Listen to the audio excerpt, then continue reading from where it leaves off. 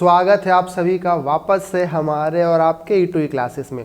तो बच्चों, हम लोगों ने सीबीएसई सैम्पल पेपर का section A, section B, section C तीनों कर लिया था। अगर किन्हीं ने नहीं देखा है, डिस्क्रिप्शन पर लिंक है, आप जाओ वहाँ से देख सकते हो सारी वीडियो को। ठीक है, आज हम लोग सेक्शन डी लेकर के आए हैं, जहाँ पे सभी क्वेश्चंस 5 मार्क्स के होंगे और कुछ क्वेश्चंस और में भी होंगे। तो हम लोग उन दोनों क्वेश्चंस को करेंगे। तो ठीक है बच्चों, चलिए इसी के साथ आज का क्लास हम लोग स्टार्ट करते हैं।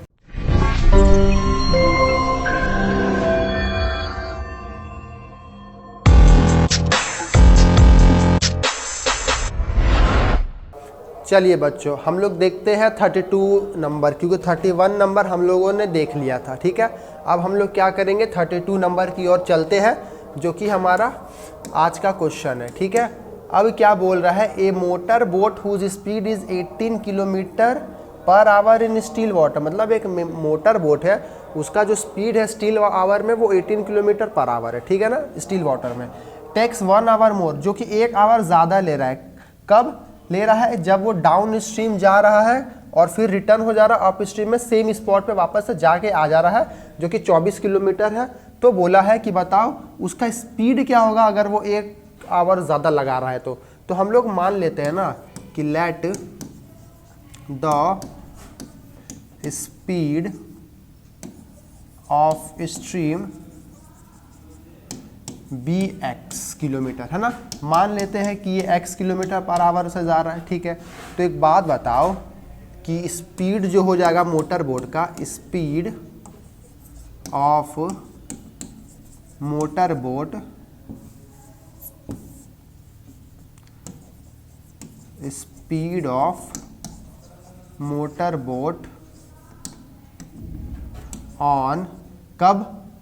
Up stream. ठीक है, अप स्ट्रीम पे उसका जो स्पीड हो जाएगा वो कितना हो जाएगा? तो देखो बच्चों, 18 किलोमीटर पर आवर से जा रहा था। अगर इतना का स्पीड उसका स्ट्रीम का है तो सिंपल सा बात है, अप स्ट्रीम क्या हो जाएगा? 18 minus x kilometre per our. ठीक है ना, क्या होगा? स्टील वाटर में जितना स्पीड है और स्ट्रीम का जितना स्पीड है वो एक दूसरे के साथ घट जाएगा, माइनस हो जाएगा। ठीक है, तो वैसे ही speed of motor boat on downstream, और वैसे ही डाउन स्ट्रीम के साथ क्या होगा? ऐड हो जाएगा। ठीक है ना, याद रखना, अप स्ट्रीम के साथ बच्चों माइनस हो जाता है और डाउन स्ट्रीम के साथ क्या होता है? ऐड हो जाता है। ठीक है, अब देखो क्वेश्चन के अनुसार क्या बोला गया है कि 1 घंटा ज़्यादा लगा रहा है। ठीक है, देखो 1 घंटा क्या लगा रहा है? ज़्यादा लगा रहा है। मतलब यहाँ पे टाइम के बारे में बात हो रहा है। तो सिंपल सा बच्चों बात है, इधर भी टाइम होना चाहिए, क्योंकि जब टाइम के रिस्पेक्ट में बात हो रहा तो टाइम का फॉर्मूला क्या होता है आप लोगों को पता है ना? डिस्टेंस बाई स्पीड होता है। डिस्टेंस कितना दिया हुआ है? 24 किलोमीटर दिया हुआ है। ठीक है, डिस्टेंस कितना दिया हुआ है? 24 किलोमीटर दिया हुआ है। तो इसका मतलब है कि रिटर्न कहाँ आ रहा? डाउन स्ट्रीम में आ रहा है, मतलब पीछे रहेगा डाउन स्ट्रीम, पहले जा रहा अप स्ट्रीम। इसका मतलब है 24 डिस्टेंस हो गया, टाइम कितना हो गया अप स्ट्रीम का? तो 18 माइनस एक्स, और फिर डाउन स्ट्रीम है ना, तो 18 प्लस एक्स। ठीक है, तो यहाँ पे वापस से रिटर्न आ जा रहा है, तो माइनस साइन हम लोग लगा देंगे। ये हम लोग का जो इक्वेशन है वो तैयार हो गया। ये भी टाइम है, ये भी टाइम है, ये भी टाइम है। इसका मतलब है अप स्ट्रीम में इतना टाइम लगा रहा है बच्चों, डाउन स्ट्रीम में इतना टाइम लगा रहा है, और टोटल 1 आवर ज़्यादा लगा है। ठीक है, अगर हम इसको सॉल्व करेंगे तो कैसे सॉल्व होगा? पहले हम एलसीएम लेंगे दोनों का। ठीक है, तो 18 माइनस एक्स हो गया, ये देखो, और 18 प्लस एक्स हो गया। अगर एलसीएम नहीं लेने आता है बच्चों तो ये दोनों डिनोमिनेटर को इंटू कर दो और ऊपर में क्रॉस मल्टीप्लाई कर दो, मतलब 24 ये इसके साथ मल्टीप्लाई हो गया 18 प्लस एक्स, माइनस से इसके साथ मल्टीप्लाई हो गया 24 18 माइनस एक्स। ठीक है बच्चों, और इस तरफ क्या रह गया? 1 रह गया। अब हम लोग इसको कैसे सॉल्व करेंगे? यहाँ देखो, इसको भेज दो उस तरफ। ठीक है, अब इसको क्या, ये आपस में सबके साथ अंदर में मल्टीप्लाई हो जाएगा। तो हम लोग इसको ना उतना ज़्यादा लंबा कैलकुलेशन नहीं करते हुए शॉर्ट में करेंगे। 24 इंटू 18, चलो हम लोग इसको मल्टीप्लाई नहीं किए। ठीक है, प्लस था 24 इंटू एक्स, 24x हो गया, माइनस 24 इंटू 18, 24 18 रह गया बच्चों। ठीक है, और फिर ये अंदर क्या था, इधर माइनस है ना, तो ये माइनस माइनस प्लस हो गया, तो 24x हो गया वापस से। ठीक है ना, उस तरफ क्या चला गया? उस तरफ ये पूरा चीज़ चला गया ना, 18 माइनस एक्स 18 प्लस एक्स। तो यहाँ देखो ए माइनस बी, ए प्लस बी का फॉर्मूला बन रहा है ना बच्चों, ए माइनस बी ए प्लस बी, तो फॉर्मूला क्या हो जाएगा, ए स्क्वायर माइनस बी स्क्वायर। ठीक है, ये फॉर्मूला बन गया। अब यहाँ देखो, ये देखो, ये पूरा टर्म प्लस में है, ये पूरा टर्म माइनस में है, कट गया, बिना इंटू किए कट गया ना, सॉल्व कर दिए। देखो 24x 48x हो गया, उधर क्या हो गया, 18 का स्क्वायर हो गया बच्चों। तो बताओ 18 का स्क्वायर कितना होता है, 324 होता है 18 का स्क्वायर। और वैसे ही क्या हो गया, एक्स स्क्वायर है, तो एक्स स्क्वायर का एक्स स्क्वायर रह गया। अब इस 48 को उस तरफ भेज दो, तो 324 नहीं, क्या बच गया, एक्स स्क्वायर माइनस 48x और प्लस 324 इज इक्वल टू 0 हो गया बच्चों। देखो यहाँ तक समझ में आया आप सभी को। अच्छा, एक मिनट, यहाँ माइनस था ना, तो यहाँ पे माइनस हो जाएगा। ठीक है, इसका मतलब है ये इस तरफ ला देंगे तो प्लस में, और ये प्लस में हो जाएगा, और ये इस तरफ माइनस में। ठीक है बच्चों, वहाँ पे साइन का प्रॉब्लम हो गया। चलो ठीक है, क्लियर है। चलो अब यहाँ से क्या करना है, हम लोग को फैक्टराइज करना है। तो 324 ना फैक्टराइज करने तो आता होगा आप सभी को, 324। चलिए फैक्टराइज करते हैं। 2 के टेबल में या कितने बार में, 162 बार में। फिर 2 के टेबल में कितने बार में, 81 बार में। ठीक है, फिर 3 के टेबल में कितने बार में, 27 बार में। ठीक है, 3 2 जा 6, 6 2 जा 12 आएगा नहीं। चलिए फिर 3 के टेबल में कितने बार में, 9 बार में। 3 के टेबल में 3 बार में। देखिए ये आया फैक्टराइज करने के बाद। ठीक है, प्राइम फैक्टराइजेशन मतलब 2 गो 2 और 4 गो 3 आया। ठीक है, अब इसको मिला के 2 नंबर निकालना है, प्लस माइनस करने से 48 आना चाहिए बच्चों। तो देखो 3 2 जा 6 हो गया एक, और 3 3 जा 9, 3 3 जा 9, 9 3 जा 27, और 27 2 जा कितना होता है बच्चों, 54। तो 54 में से अगर 6 माइनस करेंगे तो क्या 48 आएगा, हाँ जी आ जाएगा। तो 2 नंबर हम लोग को मिल गया ना। तो एक्स स्क्वायर एक क्या मिल गया, 6 मिल गया, और x के साथ यहाँ पे x लगा देंगे, और एक क्या मिल गया, 54x मिल गया। ठीक है, और यहाँ माइनस 324 का 324 ऐसे ही रह गया बच्चों। ठीक है, अब यहाँ देखो इसके आगे प्लस है ना, तो दोनों में से बड़ा कौन है, ये है, तो इसके आगे प्लस लगा देंगे। ठीक है, और यहाँ देखो प्लस माइनस, तो यहाँ पे क्या लग गया, माइनस लग गया। अब कॉमन ले लो, देखो दोनों में से क्या आ रहा है, x कॉमन आ रहा है, अंदर में क्या बच गया, x माइनस 6, प्लस ये दोनों में क्या कॉमन आ रहा है, 54 कॉमन आ रहा है, अंदर में क्या बच गया, x minus 6 is equal to 0। इसका मतलब है अगर हम यहाँ पे और कॉमन ले, तो देखो x माइनस 6 है ना, तो x माइनस 6 दोनों में कॉमन आ गया, और क्या बच गया, x plus 56 is equal to 0 बच गया। ठीक है बच्चों, क्लियर है यहाँ तक, देख लो अच्छे से। क्लियर है आप सभी को कैसे हम लोगों ने फैक्टराइज किया।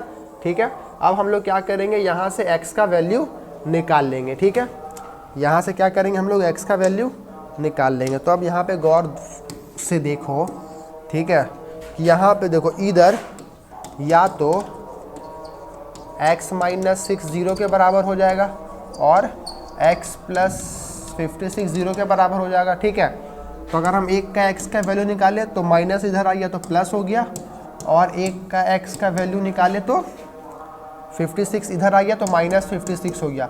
अच्छा एक बात बताओ, हम लोग स्टीम के स्पीड को x माने थे ना, है ना, x माने थे, क्या स्पीड कभी माइनस में हो सकता है, नहीं, सीधा सा बात है। तो इसका मतलब है ये नेगलेक्ट हो जाएगा, ये नेगलेक्ट हो जाएगा। तो देयरफॉर हम लोग लिख सकते हैं कि स्पीड ऑफ स्ट्रीम क्या हो जाएगा, 6 किलोमीटर पर आवर। ये रहा हमारा सही जवाब। देख लो बच्चों, समझ में आया आप सभी को कैसे बना ये क्वेश्चन। चलिए बच्चों, अब हम लोग देखते हैं नेक्स्ट क्वेश्चन, जो कि और का क्वेश्चन है वही क्वेश्चन का। ठीक है, आपको दोनों में से जो आसान लगे, जो आपको आता हो आप वो बना लो। ठीक है बच्चों, 5 मार्क्स का है। अगर हम बात करें इसमें स्टेप मार्किंग, तो यहाँ से यहाँ तक आपको 1 मार्क्स मिलेगा, यहाँ से यहाँ आपको 1 मार्क्स मिलेगा, 2 मार्क्स हो गया, यहाँ से यहाँ 3 मार्क्स, फिर यहाँ से यहाँ 4 मार्क्स, और यहाँ से यहाँ 5 मार्क्स। ठीक है ना बच्चों, इस तरह से मार्क्स डिस्ट्रीब्यूट किए जाएंगे। चलिए अब इस क्वेश्चन पे आते हैं हम लोग। आंसर बोल रहा है कि 2 गो वाटर टैप है, पाइप है 2 गो, वो टैंक को भर रहे, साथ में इतने आवर लगा रहे। ठीक है, जो बड़ा वाला डायमीटर वाला पाइप होगा वो क्या हो रहा है, वो 10 घंटा कम लगा रहा है भरने में टैंक को छोटे वाले से। तो बताओ अगर दोनों को, अगर टैंक को अलग अलग भरा जाए अलग अलग पाइप से, तो दोनों कितना कितना समय लगाएंगे, ये क्वेश्चन पूछ रहा है। ठीक है, तो हम लोग मान लेते हैं कि let the time taken bye smaller tap, smaller diameter tap या स्मॉलर टैप जो भी बोल दो, x मान लेते हैं। ठीक है ना, तो उसी तरह से देन दो लार्जर क्या हो जाएगा, then the time taken by larger tap. तो लार्जर टैप से कितना टाइम लगाएगा, तो 10 घंटा कम लगा रहा, मतलब x माइनस 10 लगा रहा है, सीधा सा बात है, इतना आवर लगा रहा है ना जी, और ये इतना आवर लगा रहा है। अब एक बात बताओ, क्या बोला है यहाँ पे कि इतना, अच्छा ठीक है, तो अब हम लोग इसको कैसे करेंगे, मतलब दोनों मिल के इतना आवर लगा रहा है। ठीक है ना, तो एक बात बताओ, टाइम तो हमारा x लग रहा है और x माइनस 10 लग रहा है। ठीक है, हम लोग को क्या पूछा है, तो एक बात बताओ कि स्मॉलर पाइप जो होगा उसका कितना पार्ट भरेगा। अगर हम लोग देखा जाए एक आवर में कितना पार्ट भरेगा, तो हम लोग लिख सकते हैं कि part of the tank filled by smaller tap in 1 hour. ठीक है, तो एक बात बताओ, अगर कितने भी आवर में इतना, मतलब भरने में इतना आवर लगा रहा है, तो एक आवर में कितना भरेगा, तो 1/x भरेगा स्मॉलर, है ना जी, 1/x भरेगा। वैसे अगर हम बात करें कि part of the tank filled bye larger tap, अगर हम लोग लार्जर टैप का बात करें इन 1 आवर, तो ये कितना देगा, तो 10 घंटा कम दे रहा, मतलब x माइनस 10 इतना भरेगा। ठीक है ना जी, यहाँ तक क्लियर हो गया आप लोगों को। अब क्या बोला, वो दोनों उतना आवर में टोटल भर रहा है। ठीक है, तो एंड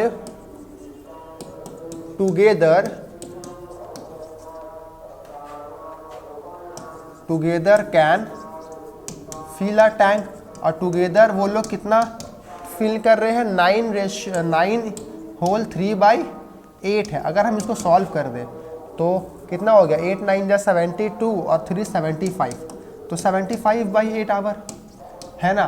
तो बताओ अगर हम यही अगर ये एक पार्ट टुगेदर काम करेगा, part of tank filled together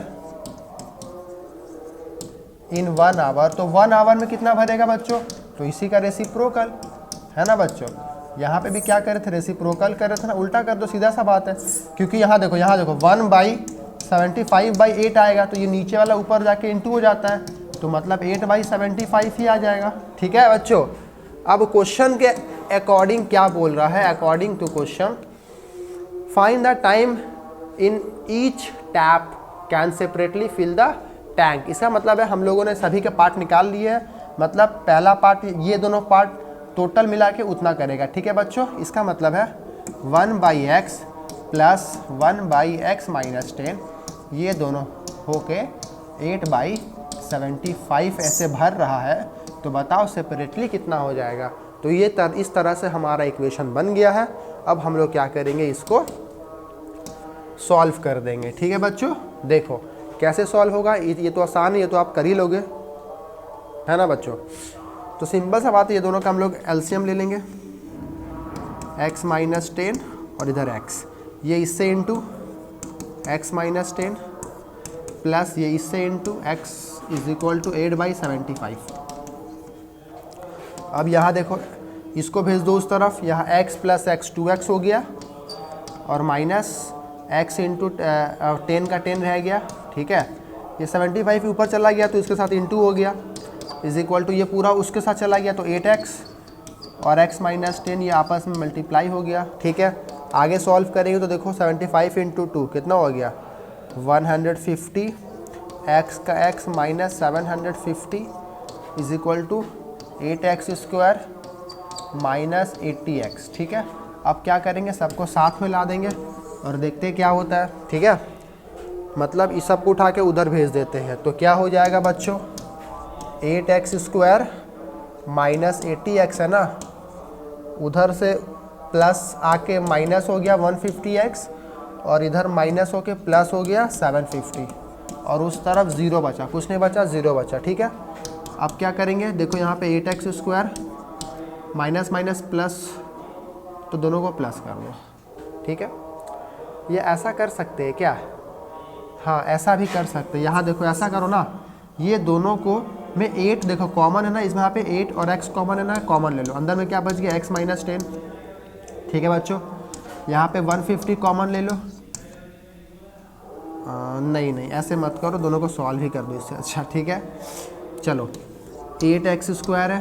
ठीक है, अब यहाँ देखो माइनस माइनस प्लस हो गया, दोनों को प्लस कर दो तो कितना हो गया, 80 50 30 230x, और उधर प्लस 750 इज इक्वल टू 0 हो गया। अब देखो तो कुछ कॉमन आ रहा है, 4 के टेबल में आता है, ये सब नहीं आता है, 4 में नहीं आता है, 8 में आएगा, 8 में भी नहीं आएगा। ठीक है, मतलब 2 कॉमन ले लो उसमें से, अंदर में क्या बच गया, 4x स्क्वायर माइनस इसमें से 2 कॉमन ले लो तो 115x हो गया, इसमें से 2 कॉमन ले लो 375 हो गया। ठीक है, इज इक्वल टू 0। मतलब जो मेरा फाइनल इक्वेशन बना है वो 4x square minus 115x plus 375 is equal to 0 आ गया।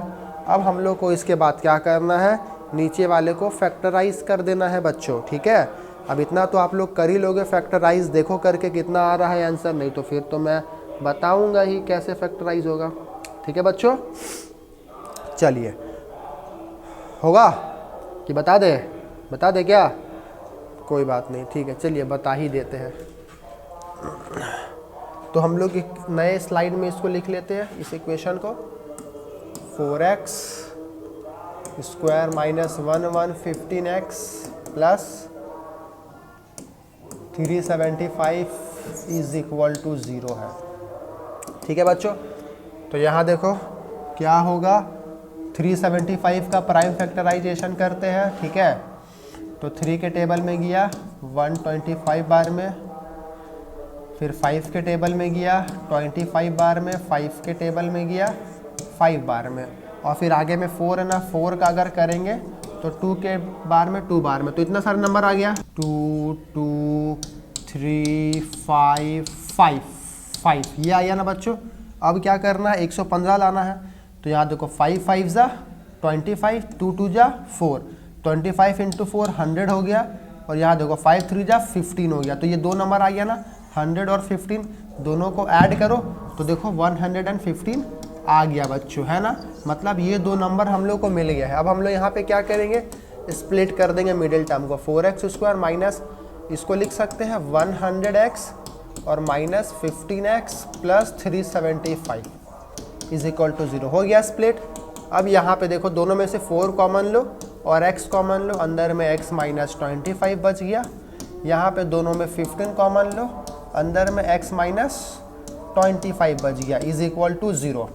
ठीक है बच्चों, अब हम लोग यहाँ पे क्या करेंगे कि यहाँ अगर तो आप लोग ध्यान से देखो x माइनस 25 जो है वो दोनों में कॉमन आ रहा है, अंदर में क्या बच गया, तो 4x minus 15 is equal to 0 बच गया। इसका मतलब है इधर या तो x माइनस 25 0 के बराबर है या तो 4x माइनस 15 0 के बराबर है ना बच्चों। तो अगर हम इसमें से x का वैल्यू निकालेंगे तो 25 निकल जाएगा, और अगर हम इसमें से x का वैल्यू निकालेंगे तो 15/4 निकल जाएगा। एक बात बताओ, ये फ्रैक्शन में आ गया इसलिए ये नेगलेक्ट हो गया। अब बोलिएगा ऐसा तो नहीं होता है, थी फ्रैक्शन में आ जाएगा तो ये नेगलेक्ट कैसे हो जाएगा, क्योंकि देखो अगर आप इसको सॉल्व करोगे, ठीक है, तो अगर आप इसको स्मॉलर वाला जो x निकला यहाँ पे है ना, स्मॉलर निकला, अगर आप 10 माइनस करोगे ना तो ये जो है ना जी ये नेगेटिव चला जाएगा। ठीक है, तो ये नेगलेक्ट हो गया। इसका मतलब है कि जो हमारा क्वेश्चन पूछ रहा था उसका आंसर कितना हो गया, 25 हो गया। ठीक है, लेकिन अभी आंसर सिर्फ 25 लिख के तो हम लोग नहीं ना छोड़ेंगे, क्योंकि क्वेश्चन में क्या बोला था कि दोनों पाइप कितने में फुल कर रहा है, ठीक है ना, कितना टाइम लगा रहा है। तो हम लोगों ने क्या लिया था कि जो स्मॉलर है वो x लगा रहा है और जो लार्जर है वो कितना लगा रहा है, 10 माइनस x लगा रहा है। ठीक है, तो इसका मतलब है कि जो टाइम हो जाएगा किसका, स्मॉलर का वो कितना हो गया 25 आवर लगा रहा है, ठीक है। और सेम जो टाइम हो गया किसना लार्जर का, वो क्या लगा रहा है x में से 10 कम लगा रहा है ना जी, मतलब 25 में से 10 कम लगा रहा है, मतलब 15 आवर लगा रहा है, ठीक है बच्चों। तो ये फाइनली इस क्वेश्चन का सही जवाब हो गया है, एक बार आप लोग अच्छे से देख लो, ठीक है। तो दरअसल ये सब क्वेश्चन है पता है क्या है, उतना ज़्यादा हार्ड नहीं होता है, बस नॉर्मली हम लोग को क्या करना पड़ता है, इक्वेशन बनाना पड़ता है, ठीक है। अगर हम लोगों ने इक्वेशन बना लिया ना, उसके बाद बस आप सॉल्व करते जाओ, फाइनल आंसर हम लोग का निकल जाता है बच्चों, ठीक है। क्लियर है, समझ में आया। अब आगे बढ़ते हैं नेक्स्ट क्वेश्चन की तरफ। क्या बोल रहा है, state and prove basic proportionality theorem. तो यहाँ पे देखिए मैंने पहले से लिख के रखा हुआ है कि हम लोग इस जो बेसिक प्रोपोर्शनलिटी थ्योरम को हम लोग थेल्स थ्योरम भी बोलते हैं, है ना। हम लोग इसको थेल्स थ्योरम से भी नाम से जानते हैं। ये दरअसल क्या बोलता है, if a line parallel to a sides of a triangle which intersect the other sides into two distinct point, then the line divided those sides of the triangle are proportional। मतलब कि अगर मैं हम मान ले एक ट्रायंगल है, ठीक है बच्चों, एक ट्रायंगल है A B C, ठीक है। अगर एक लाइन है जो कि पैरेलल है इसके बेस के साथ, ठीक है, D और E मान लेते हैं, ठीक है, इसके पैरेलल है इसके बेस के साथ, तो बोलता है क्या, ठीक है। अगर हम यहाँ पे बात करें गिवन का, तो गिवन में आपको क्या बोला है, ठीक है, कि in triangle A B C में देखो जो डी ई है ना, वो पैरेलल है बी सी की, ये आपको गिवन में दिया रहेगा। तो आपको यहाँ पे प्रूफ क्या करना पड़ेगा, तो टू प्रूव कि थेल्स थ्योरम ऐसा बोलता है कि जो इस साइड का जो प्रोपोर्शनल है और इस साइड का जो रेशियो है वो दोनों आपस में बराबर होगा, दोनों के रेशियो के प्रोपोर्शन आपस में बराबर होंगे, ठीक है। इसका मतलब है कि जो A D by D B होगा वो क्या होगा, वो हमेशा इक्वल होगा ए ई बाई ई सी के। ये कहता है थेल्स थ्योरम, ठीक है। लेकिन यहाँ पे हम लोग को क्या बोला ना कि प्रूफ भी करना है, मतलब हमको इस चीज़ को प्रूफ करना है, ठीक है। तो देखो इसके लिए आपको मिल गया 1.5 मार्क्स, इसके लिए भी आपको मिल गया 1.5 मार्क्स, ठीक है, 3 मार्क्स हो गया। प्रूफ पे भी आपको मिल जाएगा, ठीक है ना। तो चलिए अब हम लोग बात करते हैं प्रूफ के बारे में। तो यहाँ पे हम लोग क्या करेंगे, प्रूफ के लिए हम लोग कंस्ट्रक्शन करेंगे, ठीक है। क्या करेंगे, हम लोग कंस्ट्रक्शन करेंगे, मतलब हम लोग इस पॉइंट इसको इस तरह से मिला देंगे, ठीक है, और फिर हम लोग इसको इस तरह से मिला देंगे ये दोनों को, और देन हम लोग क्या करेंगे ना, इस ई पॉइंट से परपेंडिकुलर ड्रॉ करेंगे इसके बेस पे, ठीक है, जिसका नाम हम लोग एफ दे देते हैं। और इस डी पॉइंट पे भी परपेंडिकुलर यहाँ पे ड्रॉ करेंगे जिसका नाम हम लोग जी दे देते हैं, ठीक है। तो हम लोगों ने कंस्ट्रक्शन किया ना, ठीक है। क्या कंस्ट्रक्शन किया, यहाँ देखो क्या कंस्ट्रक्शन किया हम लोगों ने, क्या किया हम लोगों ने, join B E and C D, B E और सी डी को ज्वाइन कर दिया, एंड ड्रॉन ई एफ, हम लोगों ने ई एफ बनाया जो कि परपेंडिकुलर हो गया ए डी पे, ठीक है। और हम लोगों ने क्या किया, एंड हम लोगों ने डी जी बनाया जो कि परपेंडिकुलर हो गया ए ई पे, ठीक है। इतना काम करने के बाद हम लोग फाइनली आते हैं प्रूफ के तरफ, ठीक है। तो यहाँ देखो अगर आप इतना लिख लेते हो, ठीक है, फिगर के साथ, तो आपको इतना ही में पता है 3.5 मार्क्स मिल गया, 3.5 मार्क्स आपको मिल गया। बाकी का जो हाफ मार्क्स होगा वो किस पे होगा, वो उसके इस पे होगा, क्या बोलते, प्रूफ पे होगा, ठीक है ना। अगर अकेला ये क्वेश्चन आता है तो, लेकिन इसमें 2 क्वेश्चन है ना जी, ठीक है, तो बटा हुआ होगा, समझ में है। मतलब इस पे प्रूफ पे हाफ मार्क्स है और ये सब बाकी पे 1 मार्क्स है, ठीक है। ये सब पे क्या है, 1 मार्क्स है और प्रूफ पे आपका हाफ मार्क्स, 2.5 मार्क्स हो गया, और बाकी इस पे 2.5 मार्क्स हो गया, ठीक है। खैर हम लोग यहाँ पे प्रूफ पे बात करते, कैसे प्रूफ करेंगे। तो एक बात बताओ, यहाँ देखो ये वाला चीज़ दिखा, ये वाला चीज़।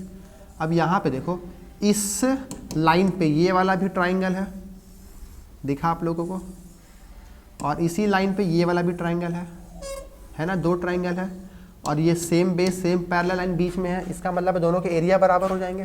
तो पहले तो हम लोग इसको साइड कर लेते हैं, एरिया ऑफ ट्राइंगल जो डी ई बी जो है, ठीक है, वो इक्वल हो जाएंगे area of triangle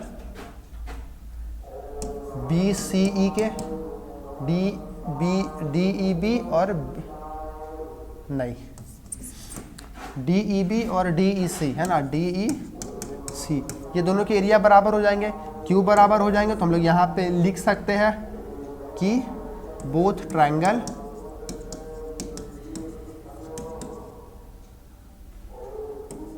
are on same segment and same parallels line, है ना, सेम पैरेलल लाइन, ठीक है। अगर सेम बेस और सेम पैरेलल लाइन पे होता है तो दोनों के एरिया बराबर होते हैं। अब हम लोग यहाँ पे इसको इक्वेशन 1 मान के छोड़ देते हैं, ठीक है। चलिए अब हम लोग बात करते हैं, यहाँ पे देखिए इन ट्रायंगल, ध्यान से देखना बच्चों, इन ट्रायंगल ए डी ई, दिखा ए डी ई ट्रायंगल, उसमें देखो क्या area of triangle A D ई क्या होता है, half into base into height. तो हाफ इंटू बेस, देखो अगर बेस ये लेंगे क्योंकि प्रूफ में हमको ये ला साइड चाहिए, तो बेस अगर हम ये लेते हैं ए डी, तो हाइट क्या हो जाएगा, हाइट ई एफ हो जाएगा, ठीक है ना, जो कि परपेंडिकुलर है, ई एफ हाइट हो गया, ठीक है बच्चों। इसको इक्वेशन नंबर 2 मान लेते हैं। अब वैसे अगर हम लोग बात करें इन ट्रायंगल, कौन सा ट्रायंगल, डी ई बी, है ना, डी ई बी में अगर हम लोग बात करें, ठीक है, in triangle D E B, अगर हम उसका एरिया निकालें तो देखो तो area of triangle D E B क्या आएगा, half into base into height. अब इसके अकॉर्डिंग बेस क्या हो गया, डी बी हो गया, और हाइट तो सेम रहेगा ई एफ, क्योंकि ट्रायंगल क्या है, इस पूरे बेस पे अगर 2 ट्रायंगल है तो हाइट सेम होगा ना, तो हाइट क्या होगा, ई एफ ही हाइट होगा, ठीक है। इक्वेशन नंबर 3 मान लेते हैं। अब ये दोनों को डिवाइड कर देते हैं, ठीक है, लिख देते हैं ना, डिवाइडिंग इक्वेशन 1, 2 एंड 3। अब हम लोग क्या करेंगे, 2 और 3 इक्वेशन को डिवाइड कर देंगे, ठीक है बच्चों। तो अगर आप लोग अब यहाँ देखोगे, अगर दोनों को हम डिवाइड कर देते हैं तो क्या हो जाएगा, देखो तो इक्वेशन 1 क्या है, मतलब equation 2 area of triangle A D E divided by area of triangle D E B, है ना बच्चों। ये दोनों को हम लोग क्या करेंगे, डिवाइड कर देंगे डी ई बी को, ठीक है। अब यहाँ पे देखो ये क्या है, हाफ इंटू बेस क्या है ए डी, और इंटू हाइट क्या है ई एफ, वैसे ही ये भी क्या है, हाफ इंटू बेस क्या है बी डी, और हाइट क्या है ई एफ, है ना बच्चों। अब यहाँ देखो हाफ से half cancel out, E F से ई एफ कैंसल आउट हो गया, ठीक है। तो क्या बचा, A D by B D बचा, इसको मान लेते हैं इक्वेशन नंबर 4, ठीक है। ए डी बाई देखो प्रूफ था ना, A D by B D D B जो भी है वहाँ पे आ गया ना, इक्वेशन नंबर 4 हम लोग उसको मान के कर लिए, मतलब हम लोग इस तरफ के जो भी बेस का प्रोपोर्शनल, बेस का जो रेशो था वो हम लोगों ने निकाल लिया। अब हम लोग बात करेंगे उस तरफ के ट्रायंगल में, ठीक है। तो इसी तरह से हम लोग देखेंगे कि इन ट्रायंगल ए डी ई, वापस से ए डी ई में देखते हैं,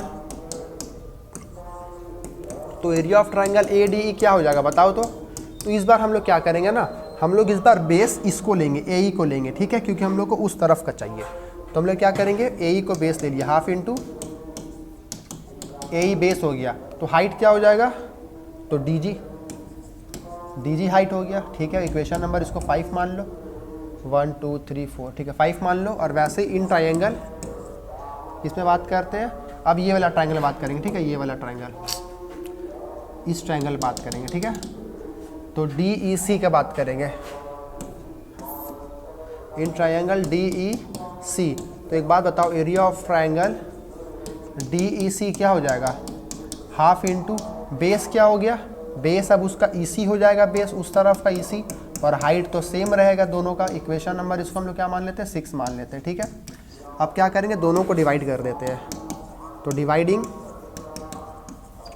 इक्वेशन 5 एंड 6, तो क्या मिल जाएगा देखो तो बच्चों, area of triangle A D E जो है divided by area of triangle D E C जो है वो क्या हो गया, हाफ इंटू बेस क्या हो गया उसका ए ई, और हाइट क्या हो गया डी जी, और वैसे ही हाफ इंटू बेस क्या हो गया, ए बेस हो गया ई सी, और हाइट क्या हो गया डी जी। देखो D G half of cut गया, तो क्या हुआ, ए ई बाई ई सी आया, है ना, ए ई बाई ई सी आ गया। अब एक बात यहाँ पे अगर आप लोग गौर करो, यहाँ पे देखो area of triangle A D E है, क्या हम लोग area of triangle D E C को लिख सकते हैं, area of triangle D E B, बताइए लिख सकते हैं कि नहीं। तो कहाँ से लिख सकते हैं जी, तो फ्रॉम इक्वेशन 1 हम लोगों ने निकाल के छोड़ा था ना। यहाँ देखिए area of triangle D E B बराबर है डी ई सी के, तो यहाँ पे जो डी ई सी है उसके जगह लिख दिए डी ई बी इक्वेशन 1, ठीक है। अब इसको मान लेते हैं इक्वेशन नंबर 7। अब ध्यान से देखो, फ्रॉम इक्वेशन, कौन सा इक्वेशन, यहाँ पे एक आया था 4 इक्वेशन, फ्रॉम इक्वेशन 4 एंड 7, ये दोनों इक्वेशन को बच्चों ध्यान से देखो। ये वाला जो right hand side left hand side है और वो वाला लेफ्ट हैंड साइड बराबर है, तो इसका मतलब है जो डी ई बी डी होगा वो किसके बराबर हो जाएगा, ए ई इसी के, मतलब जो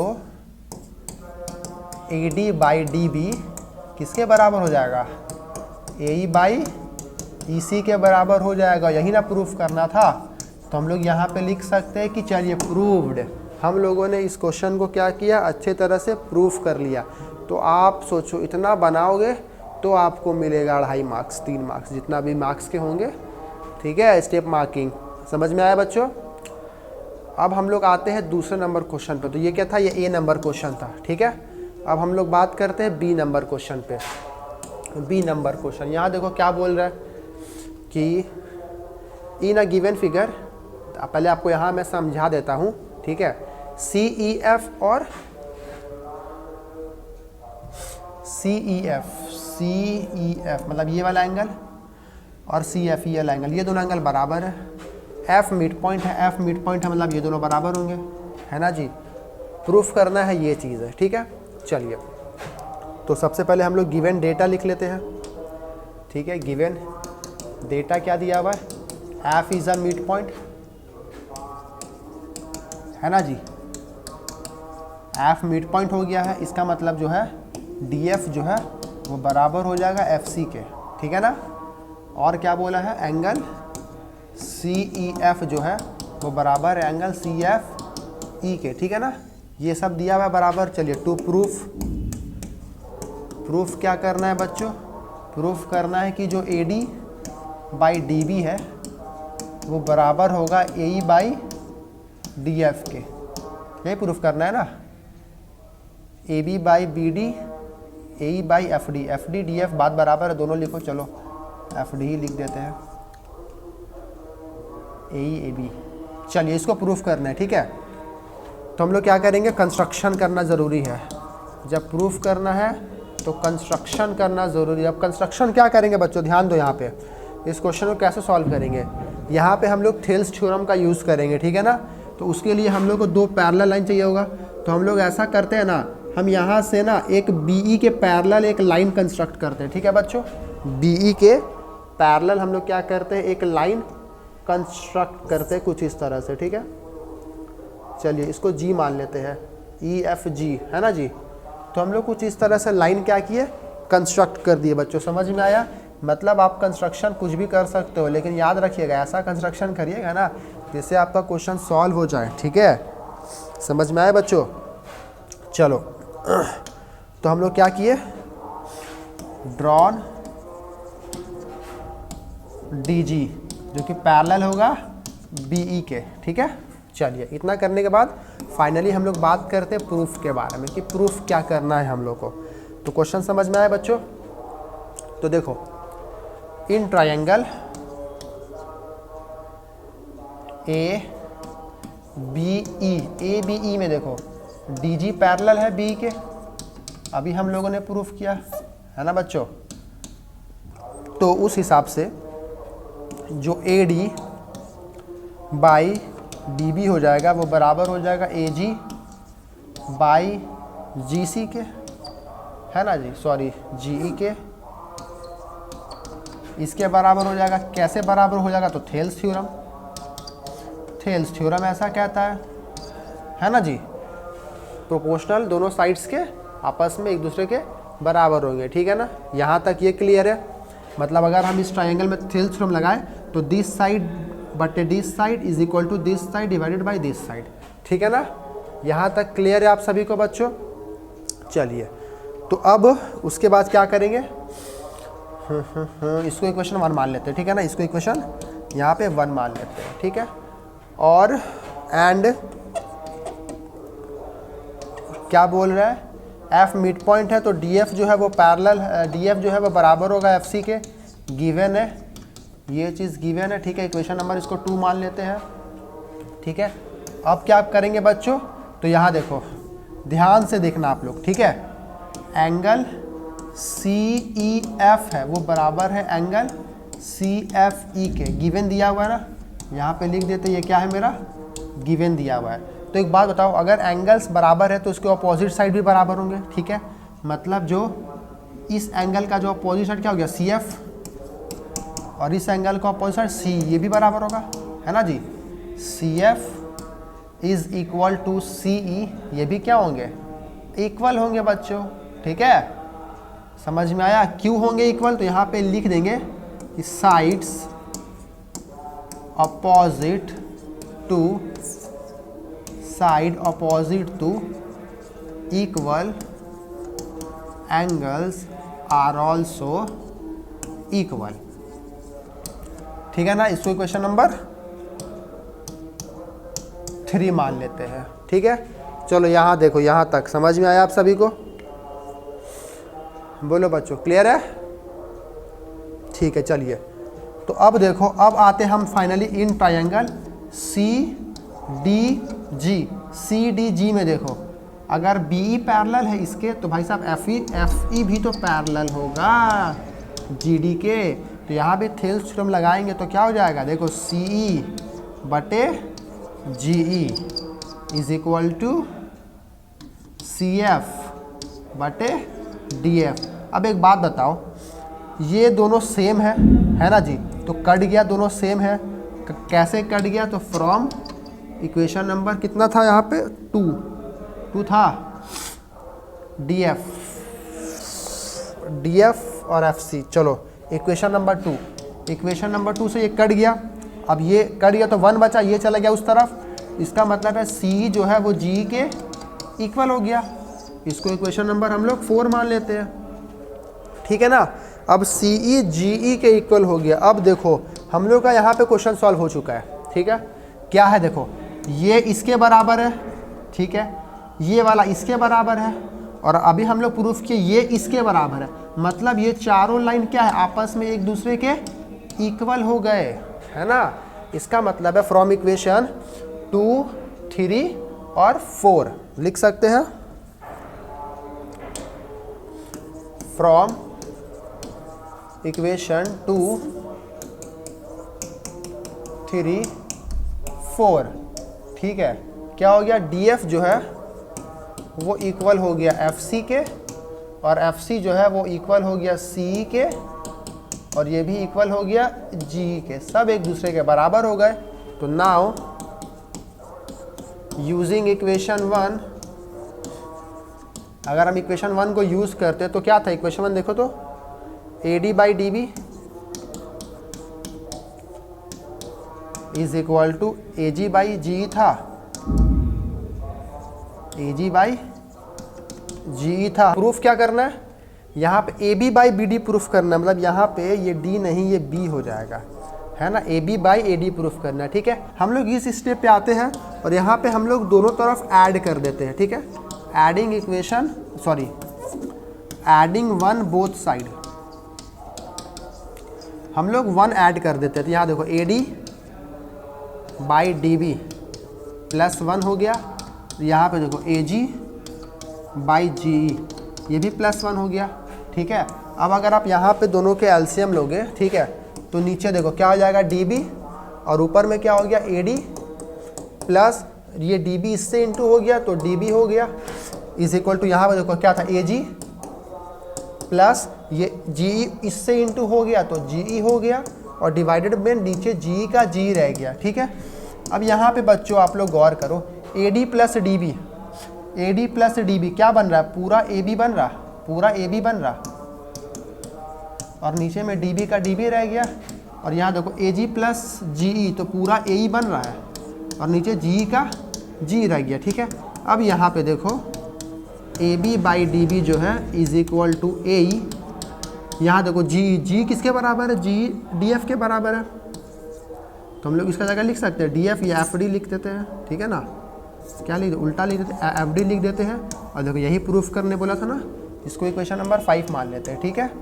तो क्या हुआ, फ्रॉम इक्वेशन नंबर 5 प्रूव्ड। तो ये हमारा क्वेश्चन पूरी तरह से सॉल्व हो गया है। एक बार आप लोग अच्छे से देख लो, ठीक है। क्या किया हम लोगों ने, पहले जो मेन थेल्स थ्योरम था जो प्रूफ करना था वो निकाला हम लोगों ने। उसके बाद क्या किया, सारे साइड्स को इक्वल किया, सब गिवन से उठा के, ठीक है। फिर देन हम लोग ने क्या किया, यहाँ पे पूरा बड़ा पूछा था, तो जब भी बड़ा पूछता तो 1 हम लोग ऐड कर देते हैं, जान लो, और देन हम लोग वैल्यू पुट कर दिए। तो ये क्वेश्चन सॉल्व हो गया बच्चों। मतलब इतना करने के बाद आपको 5 मार्क्स मिल जाएगा। क्लियर है सभी को, एक बार देख लो अच्छे से। चलिए बच्चों, अब हम लोग आते हैं नेक्स्ट क्वेश्चन, 34 नंबर क्वेश्चन। क्या बोल रहा है, water is flowing at the rate of 15 kilometre per hour through a pipe of diameter 14 centimetre into a cuboidal pond which is 50 metre long and 44 metre wide. अच्छा ठीक है, मतलब जो length दिया हुआ है ना बच्चों, आंसर लेंथ ऑफ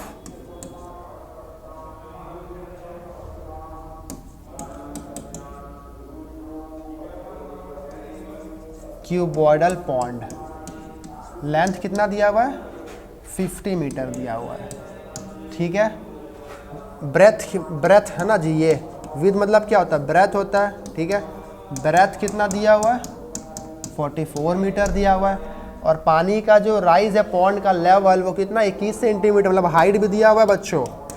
देखिए यही सब तो क्वेश्चन में देखना होता है, हाइट भी दिया हुआ है, कितना है, 21 सेंटीमीटर। अब यहाँ मीटर है, यहाँ सेंटीमीटर है, तो सीधा सा बात है, डिवाइड कर दो किससे, 100 से, तो मीटर में आ गया, मतलब 0.21 मीटर हो गया, ठीक है बच्चों। क्लियर है यहाँ तक, इतना हो गया। अब क्या बोला है कि what should be the speed of water if the rise of water level it to be attain in 1 hour. अच्छा, तो बोला 1 आवर में स्पीड निकालना वाटर का, ठीक है। तो फिलहाल ये तीनों चीज़ निकल गया, तो वॉल्यूम में निकाल लेते हैं पानी पहले, है ना जी। पानी का जगह वॉल्यूम कितना हो गया, L into B into H हो गया। तो L कितना दिया हुआ, 50, ठीक है बच्चों। तो वॉल्यूम कितना निकल जाएगा, length into breadth into height, length into breadth into height. ऐसा करते हैं ना, हाइट में हम लोग ये ना ये लिखते हैं, ठीक है, 21/100 लिखते हैं। क्यों लिखते हैं, पता चल जाएगा। देखो 50 से 100 गया 2 बार में, 2 से ये चला गया 22 बार में, ठीक है। तो वॉल्यूम क्या निकल गया, देखो तो 22 इंटू 21 निकल गया। अब दोनों को इंटू कर दो, 22 1 जा 22 का 2 कैरी, 21 2 जा 44, 45 46 मीटर क्यूब। चलिए, तो वॉल्यूम निकल गया। अब यहाँ पे भाई साहब जी पाइप भी दिए हुए हैं, ठीक है ना, पाइप है। पहला बात तो स्पीड कितना है, तो वो यहाँ पे पहले लिख लेते हैं, ठीक है। स्पीड कितना है जी, 15 किलोमीटर पर आवर है। लेकिन बातें तो यहाँ पे हमारी मीटर में हो रही है, किलोमीटर में तो बातें नहीं हो रही है। तो हम लोग क्या करेंगे, इसको मीटर में चेंज कर देंगे। तो सीधा सा बात है, 1000 से इंटू कर दो, तो 15,000 मीटर पर आवर हो गया, ठीक है जी। चल, स्पीड भी हो गया। अब फाइनली हम लोग बात करते हैं किसका, अब डायमीटर का भी, अब मतलब पाइप का भी वॉल्यूम निकाल लेते हैं कि पाइप से कितना पानी निकल रहा है, ठीक है। तो वॉल्यूम ऑफ पाइप ये भी निकाल लेते हैं, कितना होता है वॉल्यूम, पाई r²h, यही होता है क्या, सिलेंडर है ना जी। तो पाई r²h ही होगा, सीधा सा बात है, सिलेंडर का वॉल्यूम, ठीक है। चलिए, अब यहाँ पे डायमीटर दिया हुआ है।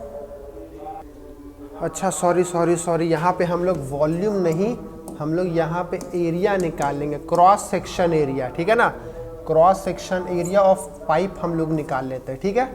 चलिए, हम लोग इसको, पानी जितना सा निकल रहा है ना उसका काम, उसका हम लोग को पूछा है ना, तो एरिया ऑफ क्रॉस सेक्शन निकाल लेते हैं। तो पाई r² हो जाएगा। अब r तो हम लोग को पता नहीं है, तो r निकाल लेते हैं। तो डायमीटर दिया हुआ है, डायमीटर कितना दिया हुआ है, 14 सेंटीमीटर है। तो r कितना हो गया, 7 सेंटीमीटर, ठीक है। तो अगर मीटर में चेंज करें तो 7/100 मीटर हो गया, ठीक है बच्चों। तो सिंपल सा बात है, यहाँ पे पाई का वैल्यू 22/7 पुट कर देंगे, R 7/100 हो गया, 2 R है तो दोनों 7/100 हो गया, ठीक है। 7 से 7 चला गया, 22 × 7 154 और बटे में 40, ठीक है। इतना मीटर स्क्वायर आ गया। क्लियर है बच्चों। अब क्या बोला, यहाँ तक निकालने के बाद what should be the speed of water rise if the rise of level is to be attain in 1 hour. तो यहाँ पे बोला तो देयरफॉर स्पीड ऑफ वाटर क्या निकल जाएगा, बताओ। स्पीड ऑफ वाटर क्या निकल जाएगा, तो सीधा सा बात है, जो हमारा यहाँ पे वॉल्यूम निकला हुआ है कितना सा, मतलब वॉल्यूम ऑफ किसका volume, volume of cube pond, volume of pond को डिवाइड कर दो क्रॉस सेक्शन एरिया के साथ पाइप का इनटू जो क्या है स्पीड है उसके साथ, है ना बच्चों। इसके साथ कर दो, समझ में आया। तो अब सिंपल सा बात है, क्योंकि सीधा सा बात है, दोनों का वॉल्यूम देखा जाए तो इसका वॉल्यूम कब होगा, जब हम इसको इनटू कर देंगे तो वॉल्यूम निकल जाएगा। तो दोनों के वॉल्यूम के साथ हम लोग को मल्टीप्लाई करना है। तो वॉल्यूम ऑफ पॉन्ड कितना निकला है, 462 निकला है, 462 निकला है, divided by cross section area कितना निकला 154, नीचे वाला ऊपर चला गया तो यहाँ पे इंटू 40 हो गया, और स्पीड कितना था, तो 1530 था, ये था ना स्पीड, 1530 था। अब काटो, 1 2 3 0 1 2 3 0 कैंसल आउट हो गया, ठीक है। और क्या कैंसल आउट हो गया, ये कट गया 3 बार में 2 के टेबल में, ये कट गया 2 के टेबल में 2 बार में, ठीक है बच्चों। अब यहाँ पे क्या करेंगे, 2 के टेबल में ये चला गया कितने बार में 154, तो 77 बार में, 77 के टेबल में ये चला गया कितने बार में, या 11 के टेबल में काटते हैं, ठीक है। 11 के टेबल में ये 7 बार में, 11 के टेबल में ये चला गया कितने बार में 42 बार में, ठीक है। 7 के टेबल में ये चला गया 6 बार में, और 3 के टेबल में ये चला गया 2 बार में, मतलब 2 आवर आया, देखिए। अच्छा, स्पीड ऑफ वाटर नहीं, ये तो हमारा टाइम निकलेगा ना, टाइम कितना आया, 2 आवर आया, ठीक है। तो बच्चों टाइम कितना आया, 2 आवर आया फाइनली टाइम हम लोग का, ठीक है। अब एक बात बताओ, 2 आवर आया है, 1 आवर में भर रहा है, तो 1 आवर में कितना भरेगा ना, 1 आवर में मतलब 1 आवर ऑलरेडी भर चुका है 15 किलोमीटर पर आवर की स्पीड से। अब बोला है 2 आवर में, तो एक इंक्रीज कर जाएगा, ठीक है। तो देयरफॉर स्पीड क्या हो जाएगा 30 किलोमीटर पर आवर। ये रहा हमारा इस क्वेश्चन का सही जवाब। देखिए बच्चों, समझ में आया आप सभी को। बोला था अगर 1 आवर में, ठीक है, अगर 15 किलोमीटर से भर रहा फ्लो कर रहा है, तो बोला है कि what should be the speed of water rise if the water attain 1 hour. तो कितना हो गया 30 किलोमीटर पर आवर, ठीक है बच्चों, देख लो। क्लियर है आंसर। चलिए बच्चों अब करते हैं नेक्स्ट क्वेश्चन, 35 नंबर क्वेश्चन। क्या बोल रहा है, the median of a following data is 50, मतलब ये डेटा आपको है, इसका मीडियन आपको दिया हुआ है, ठीक है। क्या बोल रहा है, पी और क्यू का वैल्यू निकालना है और साथ में मोड भी निकालना है। तो मीडियन दिया हुआ ना, तो उसके लिए हम लोग को सबसे पहले सी एफ निकालना पड़ेगा, ठीक है। तो हम लोग सबसे पहले सी एफ निकाल लेते, तो ये हमारे पास डेटा, ठीक है ना, ये हमारा आंसर, और ये डेटा हम लोगों ने पहले से लिख लिया। सी एफ कैसे निकलता है पता है ना, क्या करो, जो पी है तो पी का पी लिख दो, पी का पी लिख दो। अब इस पी को 15 से प्लस करो तो p प्लस 15, फिर इसको 25 से प्लस करो तो p प्लस 20 और 40 हो गया, फिर 20 से प्लस करो तो p प्लस 60 हो गया, फिर q से प्लस करो तो p प्लस q प्लस 60 हो गया, फिर 8 से प्लस करो तो p प्लस q प्लस 68 हो गया, फिर 10 से प्लस करो तो p प्लस q प्लस 78 हो गया ना जी, ठीक है। क्या हो गया 78 हो गया बच्चों। तो यहाँ पे हम लोगों को ये निकल गया पूरा, और ये किसके बराबर है, तो हम लोग को यहाँ से ना क्या होगा ना कि हम लोग इसको निकाल भी सकते हैं, ठीक है ना। क्या कर सकते हैं, यहाँ अगर आप लोग गौर से देखोगे तो अगर हम इस पूरे को जोड़ते हैं, ठीक है, इस आप पूरे को ऐड करो तो यही आएगा, ठीक है। अब आगे क्वेश्चन में क्या बोला था कि ऑल फ्रिक्वेंसीज का सम 90 है, मतलब ये सबको जोड़ने से कितना आएगा 90 आएगा, मतलब जो समेशन दिया हुआ है एफ का वो 90 दिया हुआ है, ठीक है। तो सिंपल सा बात है कि P प्लस Q प्लस 78 ये 90 के बराबर है, तो इसका मतलब है P प्लस Q किसके बराबर होगा, 78 चला गया उस तरफ, तो 90 माइनस 78 हो गया, तो जो P प्लस Q है वो किसके बराबर हो गया 12 के बराबर हो गया, है ना बच्चों। 12 के बराबर हो गया। अब P को उस तरफ भेज दो तो Q का वैल्यू क्या निकल गया 12 माइनस P निकल गया, ठीक है ना, इक्वेशन 1। इसको यहाँ मान के हम लोग छोड़ देते हैं, ठीक है। चलिए अब आते हैं मीडियन के फॉर्मूले पे। तो मीडियन का फॉर्मूला क्या होता है आपको पता होगा ना, क्या होता है L plus under bracket n/2 minus CF divided by F और इंटू H, है ना, इंटू H होता है। चलिए वैल्यू पुट करते हैं। पहला बात तो मीडियन कितना दिया हुआ है, मीडियन 50 दिया हुआ ना। अब देखो तो यहाँ पे 50 कहाँ है, यहाँ पे है ना 50, इसके बीच में आ रहा है ना, तो जो मीडियन क्लास हमारा ये हो जाएगा, ठीक है। मीडियन क्लास कितना हो गया 40 से 50 हो गया हमारा मीडियन क्लास। तो जो मीडियन क्लास हो गया यहाँ पे लिख देते हैं, जो हमारा मीडियन क्लास हो गया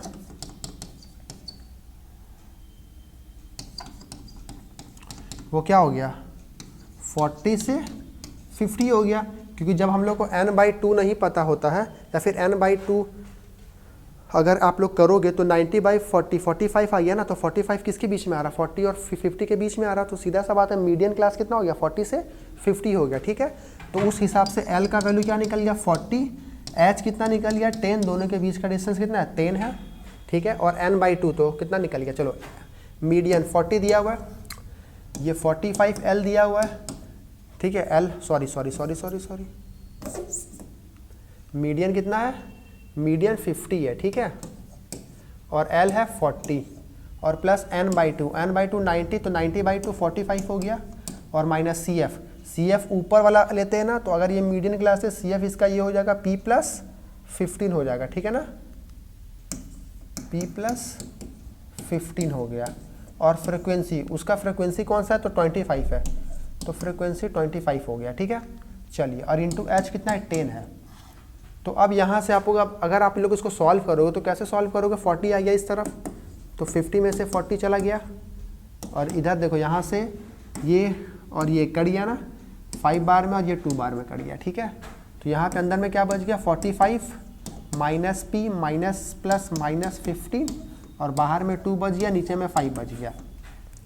इसको सॉल्व करो तो 10 आएगा, 5 उधर भेज दो तो 5 से इंटू हो गया, 2 इधर ला दो डिवाइड हो गया, इधर क्या बचा 45 में से 15 गया 30 माइनस P बचा, 2 के टेबल में ये 5 बार में, तो 5 5 25 हो गया, है ना जी। अब 30 इधर आ गया तो minus 30 is equal to minus P, ये दोनों को करो सॉल्व, तो minus 5 is equal to minus P, minus minus plus हो गया, तो देयरफॉर P का वैल्यू कितना निकल गया 5 निकल गया P का वैल्यू, है ना जी। P का वैल्यू 5 निकल गया, पुट कर दो, पुट इन इक्वेशन 1 में पुट कर दो, ठीक है। तो नाउ इक्वेशन 1 क्या था, Q is equal to 12 minus P था, तो Q is equal to 12 minus 5, तो Q कितना निकल गया 7 निकल गया, ठीक है ना। P और Q हम लोग को पता चल गया। अब एक बात बताओ, P अगर यहाँ पे कितना 5 हो जाएगा अब ये, ठीक है, और Q कितना है ये 7 हो जाएगा अब ये। क्लियर है बच्चों यहाँ तक आप लोगों को। अब ये क्वेश्चन तो सॉल्व हो गया। अब बोला है ऑल्सो फाइंड द मोड बोला है निकालने के लिए, ठीक है ना। तो मोड का फॉर्मूला क्या होता है आप लोगों को तो पता ही होगा। मोड का फॉर्मूला क्या होता है, तो L plus under bracket F0 minus F1 divided